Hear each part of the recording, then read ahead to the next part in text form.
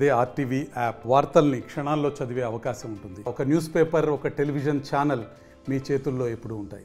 అనంతపురం నగరంలోని ముసలమ్మ తల్లి దేవాలయంలో జరిగినటువంటి ఒక సంఘటన అనేది మొత్తం జిల్లా వ్యాప్తంగా కాదు పెద్ద ఎత్తున చర్చ జరుగుతున్నటువంటి నేపథ్యం. ముఖ్యంగా చెరుకట్ట సమీపంలో ఉన్నటువంటి ముసలమ్మ తల్లి ఆలయంలో గత నెల క్రితం జరిగినటువంటి హుండీ దొంగతనం.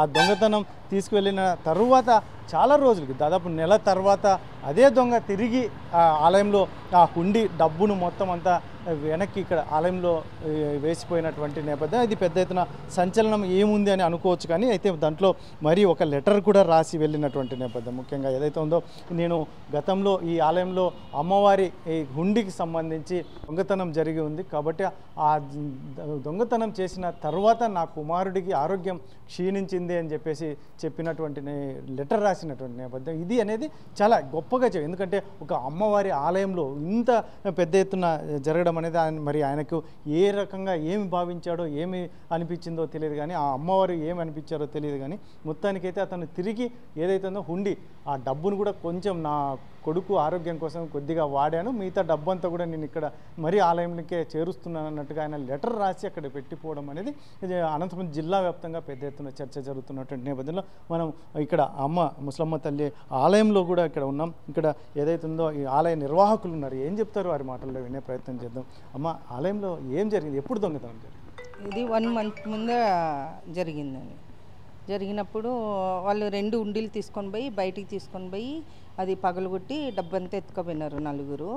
సో మళ్ళీ వచ్చి నిన్న అంటే శుక్రవారం తెల్లారుజామున మళ్ళీ ఏ టైంలో వేసినారో మనకి తెలీదు, ఇంకా కెమెరాలు చూస్తూ అన్నారు.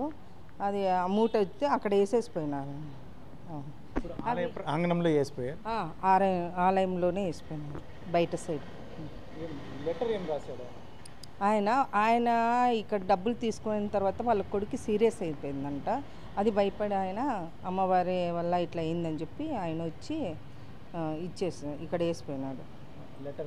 లెటర్ కూడా ఇప్పుడు ఏమనుకుంటున్నారు ఈ రకంగా? ఎందుకంటే దొంగతనం జరిగి నెల తర్వాత వారు ఈ రకంగా వేసిపోవడం అనేది ఆలయ ప్రతిష్ట గురించి ఏం చెప్తారు? అమ్మవారు అంటే అమ్మవారు నిజంగా ఉంది కాబట్టేనే ఆ డబ్బులు వచ్చినాయి.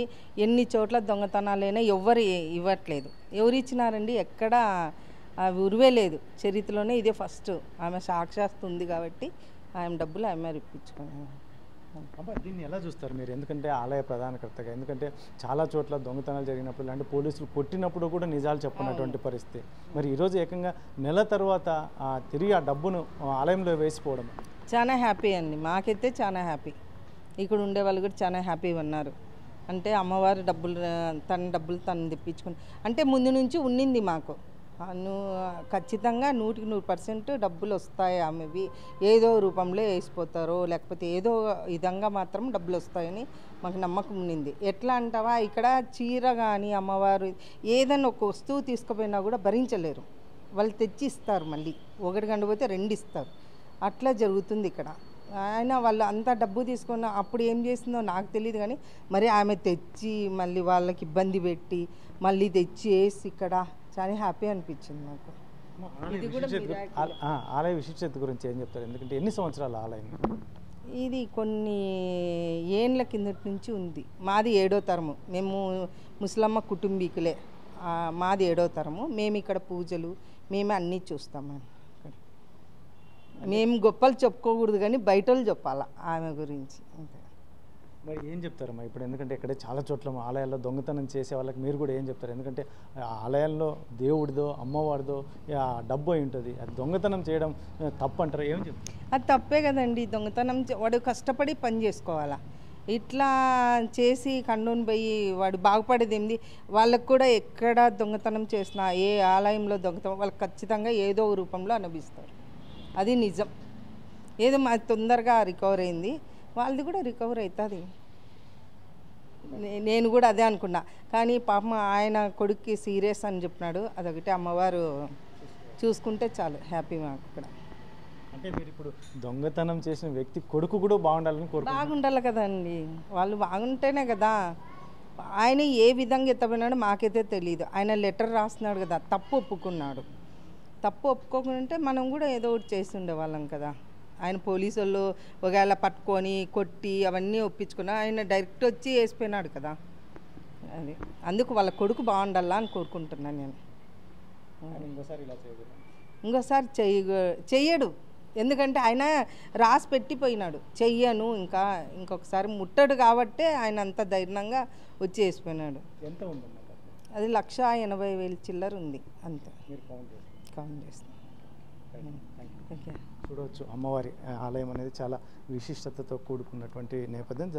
7 తరాలు ఏదైతుందో వారు ఈ అమ్మవారిని కొలుస్తూ ఉన్నటువంటి నేపథ్యం, ఆ పరంపర ఏదైతే ఉందో ఆ కుటుంబ పరంపర ఇప్పటికీ కూడా కొనసాగుతున్నటువంటి నేపథ్యం.